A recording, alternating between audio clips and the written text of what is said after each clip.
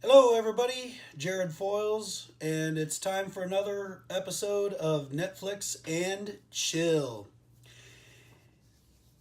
And today we're going to be looking at a movie that the series kind of charmed the pants off me at first, but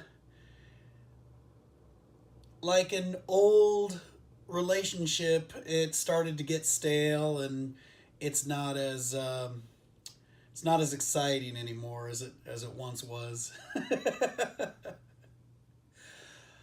So I'm watching the Super Bowl and I see this trailer for the new Cloverfield movie, and I'm like, ooh, the trailer does a really good job of selling this movie. Um, and so I'm like, all right, I gotta see this movie. And then, I hint on it on Facebook like I do, and I even say, hey, video's coming up.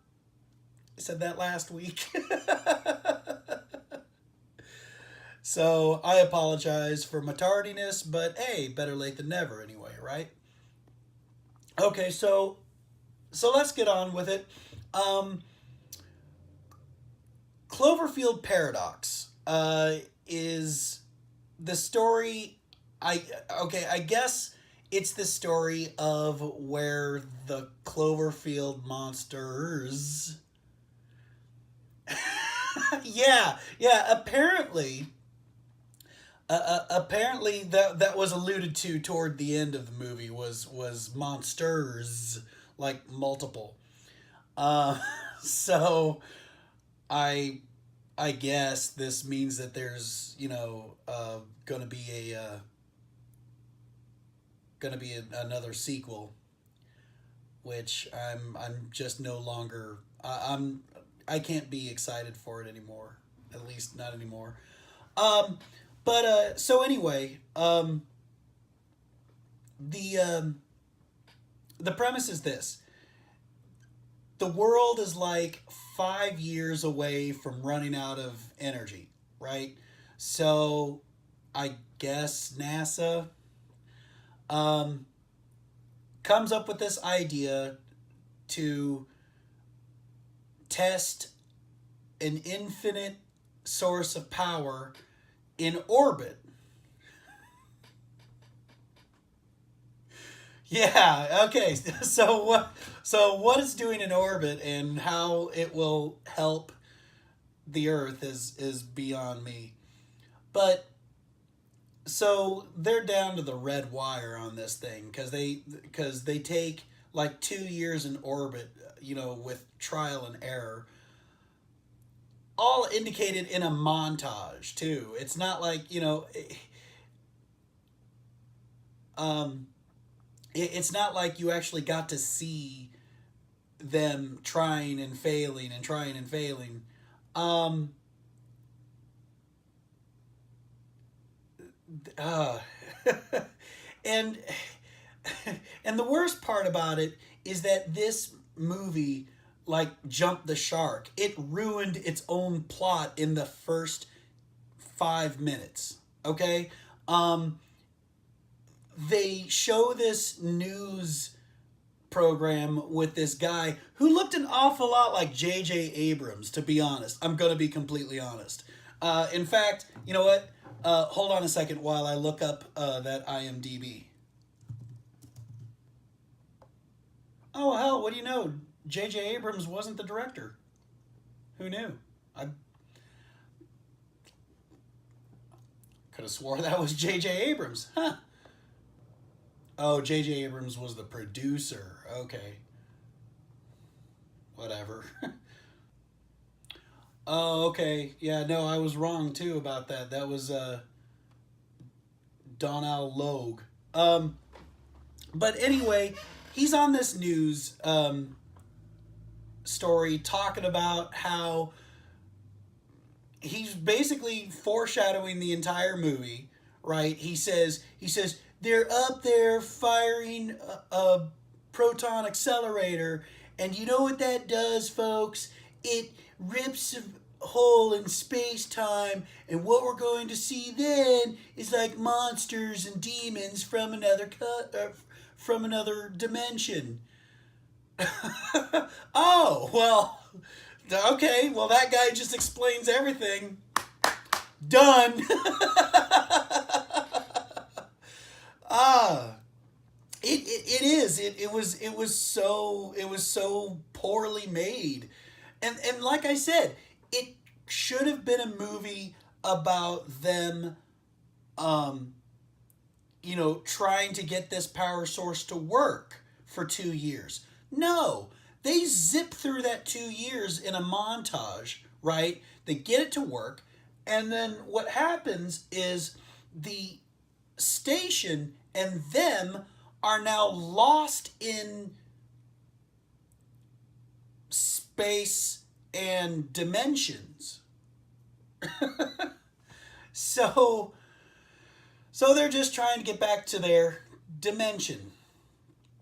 And like I said, they finally did, and as the main characters coming home from the space station, her husband is like, "No, no, don't let them come down here. Well, not with these things, things."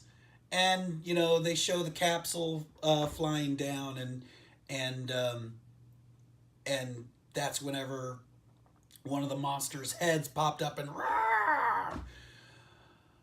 uh like I said, I saw the first Cloverfield, and I was impressed by the concept. It was found on footage, but it was a monster movie, and it was, I mean, it wasn't the best cinematic masterpiece, but it was a cool idea. It was a cool concept. And this was not that. This was not a cool concept. This was an awful lot of nothing. And I'll tell you, as far as astronauts go, this entire crew is fucking stupid. Okay, first of all, having said that, Chris O'Dowd is in here, and I love Chris O'Dowd. I mean, come on, come on. How can you hate Chris O'Dowd, right? And the even better part was he was like a support engineer, I guess. He was an engineer. So the whole time they're like talking about the Shepherd, which is the name of the accelerator. They're like, they're talking about the Shepherd, and I just wanted him to ask if they've tried turning it off and back on again. That would have made the movie great. I mean, Chris O'Dowd was still pretty cool in this. I mean, there's a part where, and that's another thing about this movie too. Chris O'Dowd gets his arm pretty much interdimensionally severed, and there really was no viable reason. What he was doing was he was like this is the greatest thing about his job too on this station, is that all he does throughout this movie is like spread this putty in a little in a little caulking gun, and then he takes like this voltage thing, charges the putty, and it forms and everything, and that's all he does, right? Throughout this entire movie. Like he just walks around conduits. Do do do do do do do.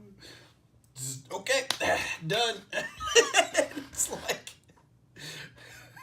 but okay, so he's doing that, and then all of a sudden, like his arm goes into the wall, right? And there's like this hole, like where you see his arm, and it does get kind of freaky because he's not in any pain. He's just like stuck, right?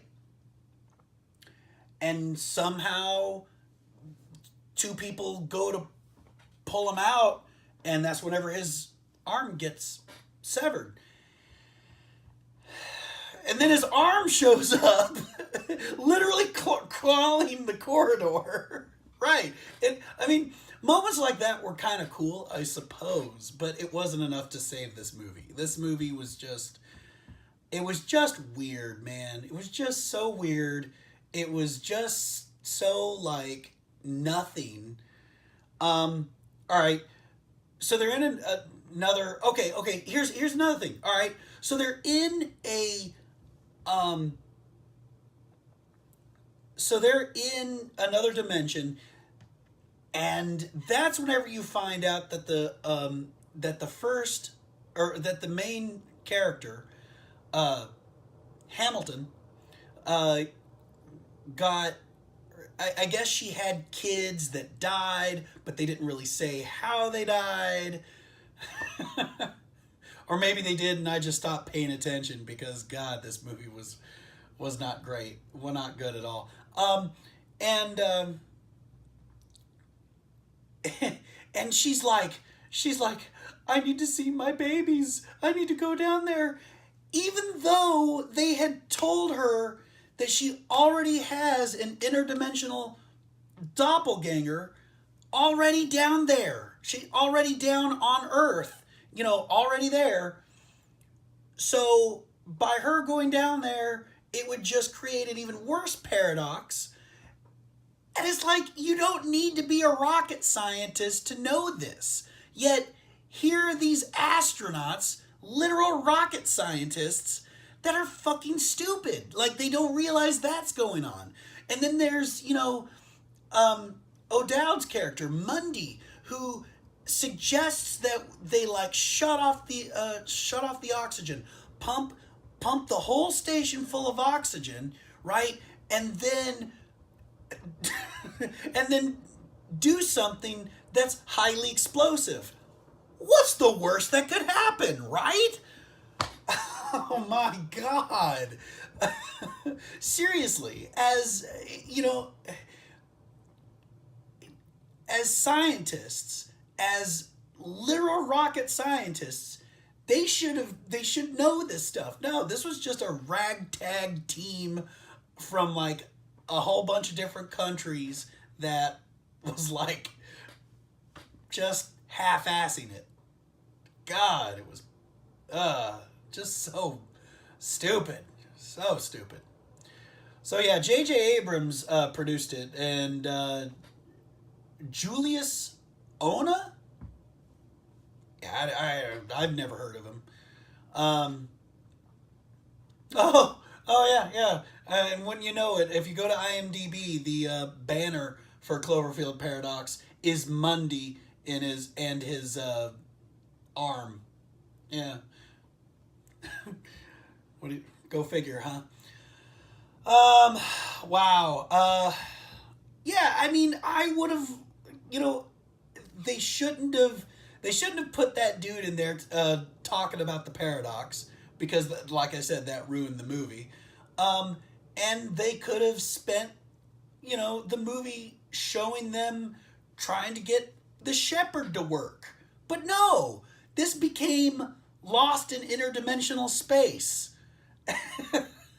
And it was just, God, not very good at all. No, so Netflix or chill. You're gonna need to chill on this one. Don't put that on your queue. Or if you, like I said, put it low on your queue. God, what else can I say about it?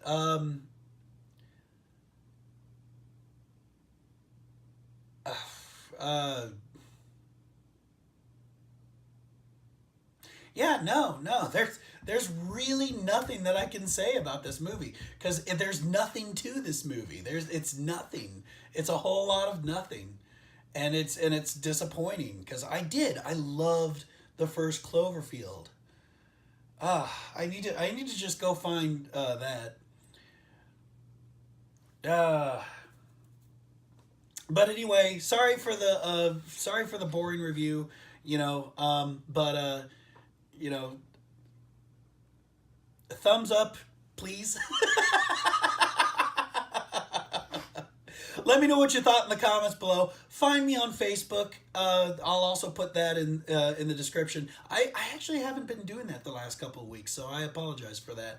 Let me know what you want to see in future episodes. Suggest a movie or a Netflix original series that you want me to review. Like I said, it's got to be a Netflix original. But yeah, God, Cloverfield Paradox was, yeah, just pass by this one. That was not very good. And you know something? I'm starting to realize that movies that go straight to Netflix are this generation's straight to DVD or straight to video. You know what I mean? Because every movie that I've seen that goes straight to Netflix, it just isn't very good. So I don't know. Here's hoping I catch one that is good. I mean, Babysitter was pretty cool, I guess, but even it wasn't like a cinematic masterpiece. You know what I mean? It was just fun. So, all right, folks, that'll be it for me. Thanks for watching. Bye.